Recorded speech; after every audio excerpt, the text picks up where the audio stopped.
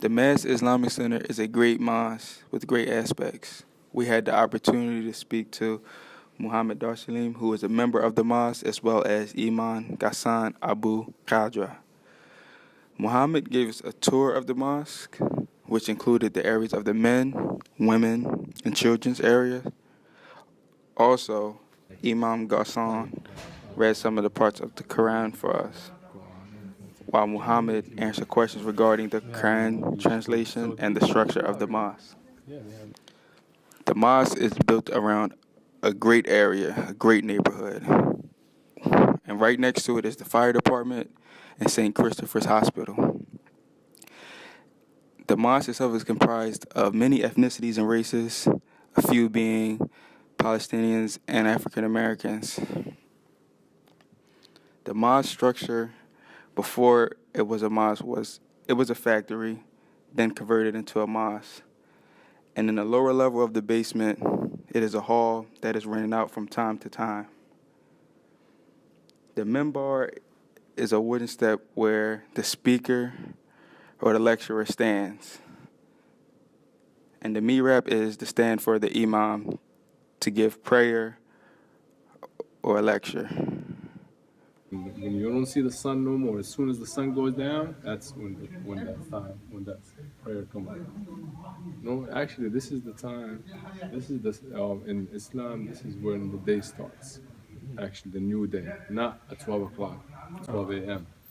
It's actually at that time when the sun goes down, because in Islam, it was mentioned in the Quran that the day starts when the sun goes down. You guys have like children's? Yeah, yes. Well, we have a school here. Yeah, there's a school, but the school isn't like that. It's active right now, so we can't go in there. Actually, this is for ladies. This is the thing is this side, but it's a little bit smaller. But the ladies, I don't know if there's any ladies here. I don't think it's time for that. Let me see if I can get it. It's closed. It's closed. Closed it? You cannot open it from here. You can, but I don't know how to. Oh, that's the ladies' side. They have separate pictures. Let's see if we. Oh, yeah. Yeah, because the ladies pray on that side. Sunni Islam comes from immigrants, mainly Palestinians, seems to be ethnically diverse with up to 3 generations present. The bulletin boards had information about lectures that are provided each Friday at 6 about different aspects of Islam as well as life. Since we came before prayer, the Imam read aloud for us. It began after we asked if we could hear some reading, and he read for us.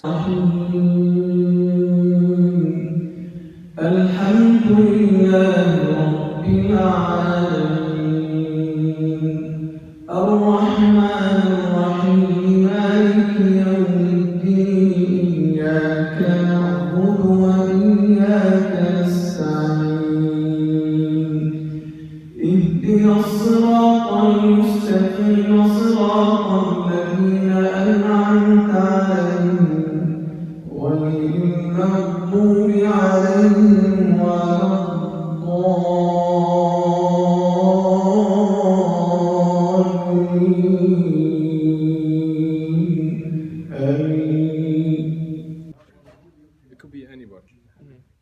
It doesn't have to be a special person. You know what I'm saying? Normally, it's somebody that's hired by the mosque to lead, or somebody that normally memorized the whole Quran. He has it in his mind, and he has a beautiful voice that can and read it the right way, because not everybody, you Like know. the true Arabic. Right. Yeah. It doesn't have to be Arabic, as long as you perfect the words. Right, that you have to perfect it. So the leader should be the best one out of perfecting the reading. So if he's not present, which is him, that's the imam. Probably gonna let him read some for you, and you could record it. He got a beautiful. Imam is the leader of prayer, but there's no true hierarchy as all are equal in the eyes of Allah and in Islam. Direction of prayer is a religious symbol, as it is important to Muslims to be praying in the direction of Mecca. Within the Muslim American Society Islamic Center, there are multiple copies of the Quran. They are treated very well, and they are all in good condition. The Qurans are kept on a shelf near the mihrab, and they have their very own place at the front of the mosque. In terms of ritual enactments, there are ritual enactments that are ritual forms in how they pray at the mosque. The prayer consists of movements such as standing, bowing, kneeling, and prostrating.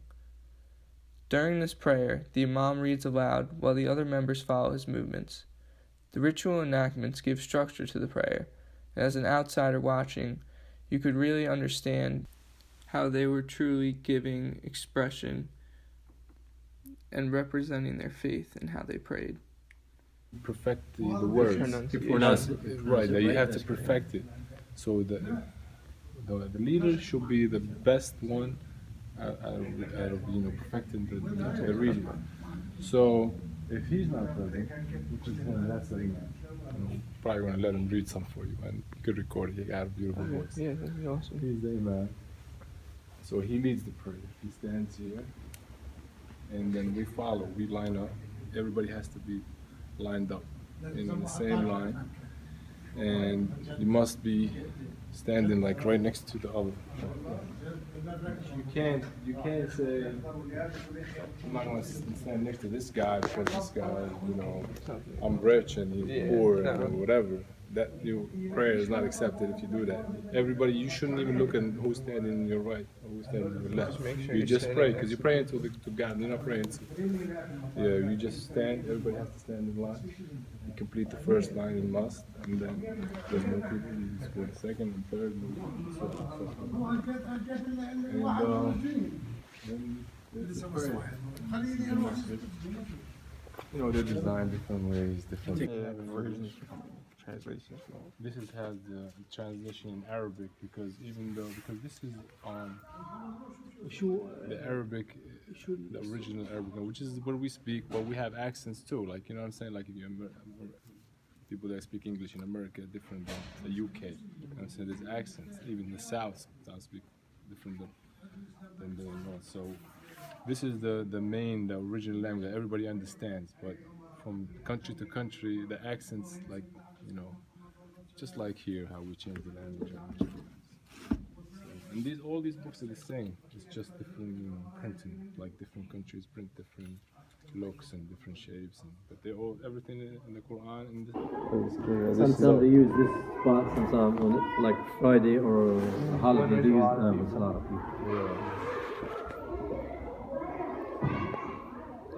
They got better carpet than us. So. Oh yeah. Yeah.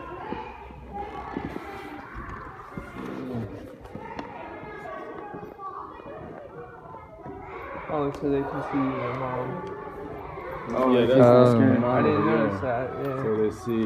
That's how they perform the prayer with us, So so they actually see everything. Yeah, they speakers, they listen, and in prayer you don't have to look up or anything. Yeah, because as I said, not a lot of mosques have the TV though. I feel. Yeah. It's huge. Yeah, and a lot are not like open to outsiders. So it's like yeah. See, that's the problem with some of the people. Like if you, that's the point. That's what I'm saying. Like Islam has never been extreme or wide open. Like you know what I'm saying. Like we have Islam is like a regional middle, and even in the Quran says that. There's a verse says, وَكَذَلِكَ جَعَلْنَاكُمْ أُمَّةً وَسَطًا.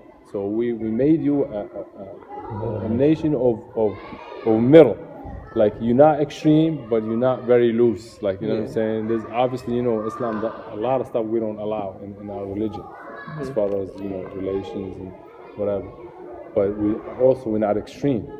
We can't, like, how else you supposed to learn about Islam if I can't let you in the Islam? You know what I'm saying? Like, what a non-Muslim, how is he going to learn it if I'm not open to him? I have to be open to him. This is the religion. This is what I actually teaching.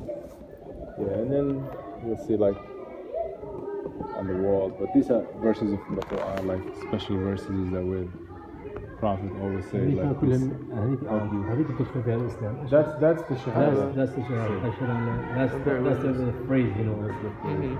So La ilaha illallah is Ashhadu anna Muhammadan Rasulullah, which is The oneness. Allah is the only God and Prophet, and Muhammad is the messenger of Allah. And yes, if you like these posters, like you'll see in every Muslim home, we have it. Like you'll see different kinds in the houses. You know, these are verses that were like very touching verses or very a lot of meanings and stuff. In terms of community involvement, the Muslim American Society plays a big part. They host a big police breakfast annually, in which they feed the local department that's only a few blocks down the road. Thousands come, and the MSA provides food cooked and served to the police. This is a great thing to see, as it takes two communities that have unwarranted and unfair stigma around them in some circles. The MSA also helps donate to the food bank, as well as set up care packages for the homeless. Every Friday at 6 o'clock, after prayer, they have a lecture in the men and the women's side that can span from things to focusing on Islam to other life lectures. Interfaith discussions with churches usually occur monthly to talk about the different perspectives that each faith has in a friendly manner and to take lessons from both sides. The MSA also has a regularly scheduled blood drive, which just adds to the good that the mosque does for the neighborhood. To finish up, once again, we would like to thank Muhammad Dar Salim and Imam Ghassan Abu Kadra for showing us around the mosque and giving us some great information. Also, thank you to Zena as well for helping us find a great and informative place to go for our project.